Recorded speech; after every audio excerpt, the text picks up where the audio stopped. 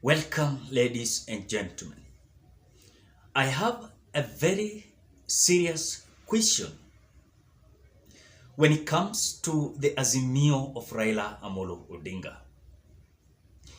Suppose Raila Odinga takes a backseat away from being the face of aggression against President William Ruto's administration. Will this disarm the Kenya Kwanza Brigade? Or will it weaken the opposition-led crusade that is heavily dependent on Raila Amolo Odinga's statue as the political constituency contoured? That is the question. What if Raila Odinga is going to take a backseat? Because as far as we are concerned, these are just some of burning issues responsible for growing concern and dilemma within the opposition ranks. As you have seen, different principles are coming in, day out.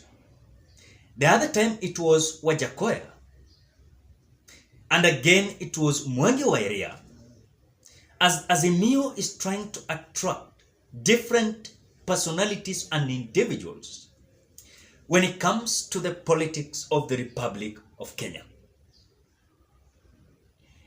But again, let us say that their noble agenda to save frustrated poor Kenyans under the weight of increased taxation and the high cost of life is being trivialized and politicized because of the Odinga factor.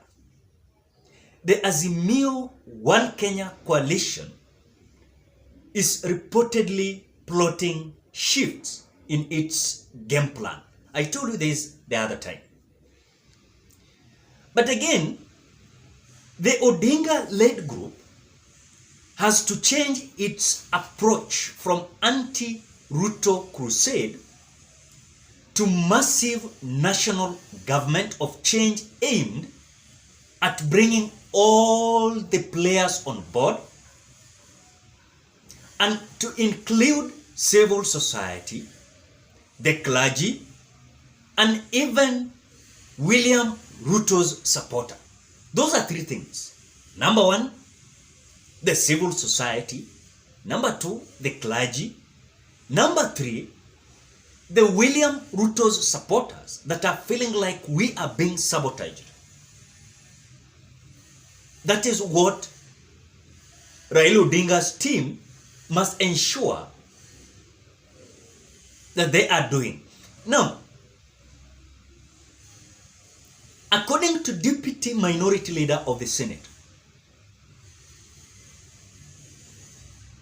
of course, Enoch Wambua is a close ally of Kalonzo Musyoka, who is coming out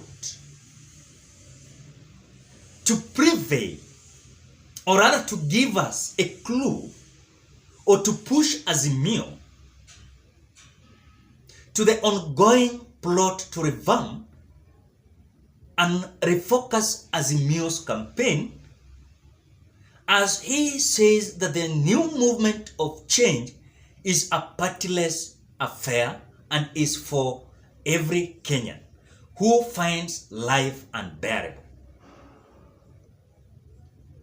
But something that is like a propaganda here is that but National Assembly Minority Leader, that is Opiyo Wandayi,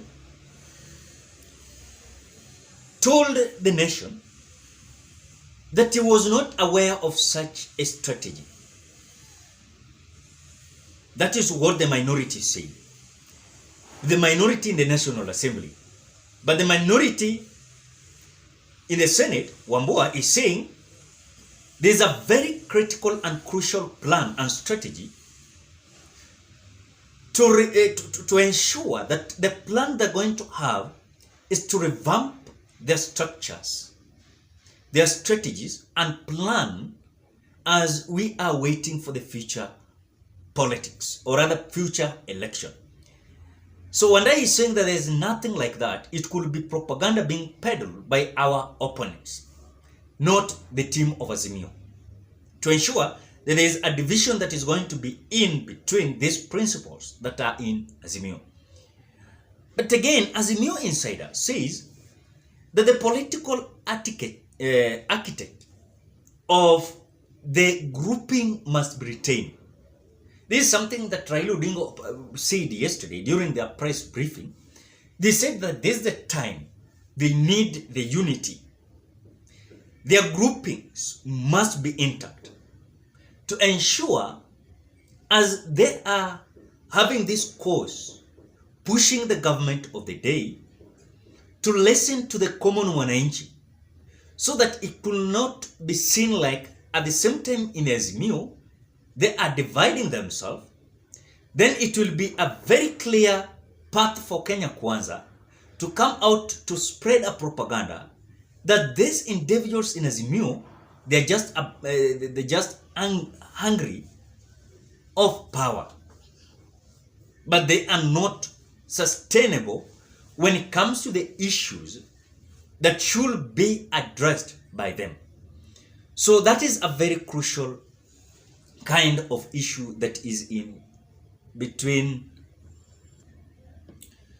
So now the suggestion is, let me not give a suggestion, but let me give a kind of framed question.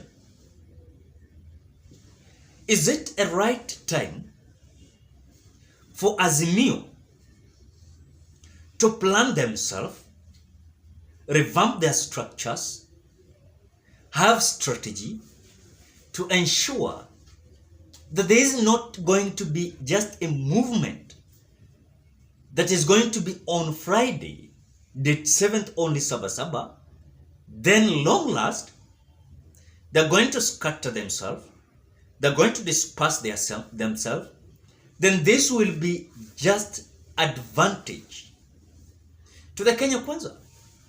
So at the same time, they are pushing an agenda of the people.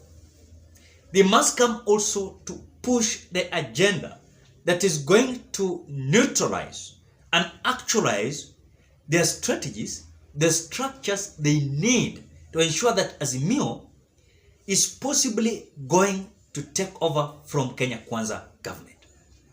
But this is going to be so hard for the Azimio to take over if their team will not be intact, or rather their groupings will not be intact. They will not come up with mechanisms on how they're going to compel, or rather to expel, these individuals who are continuing to sabotage them in the name of rebellion. But at the same time, they are looking also to ensure that these rebels are not going to be part and parcel of their groupings. Then they must also understand that who should be expelled and who should be forgiven and must embark onto the structures of the Azimio. Because it will be difficult for their members of parliament strategizing together with the government of the day. They themselves, they're pushing hard to squeeze this government into a tight corner, which it will be very difficult for them. It will be so hectic moment for them as we are going forward to the next election. It is a matter of do and die, because if they will not make it, then still the battle of 2027 is going to be something easy for William Ruto. Is going to take it.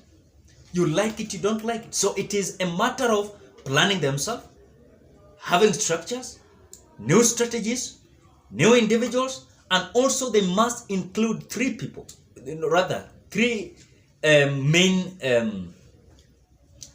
players. And these three main players is going to change their crucial mentality of politics. That is the civil society, the clergy, and William Ruto's supporters who are feeling like they were sabotaged. Ladies and gentlemen, what are your thoughts? Drop your opinion at the comment section below. Otherwise, thank you so much because of great support. Please consider subscribing, liking, commenting, and sharing this video. Bye bye till you meet on another video.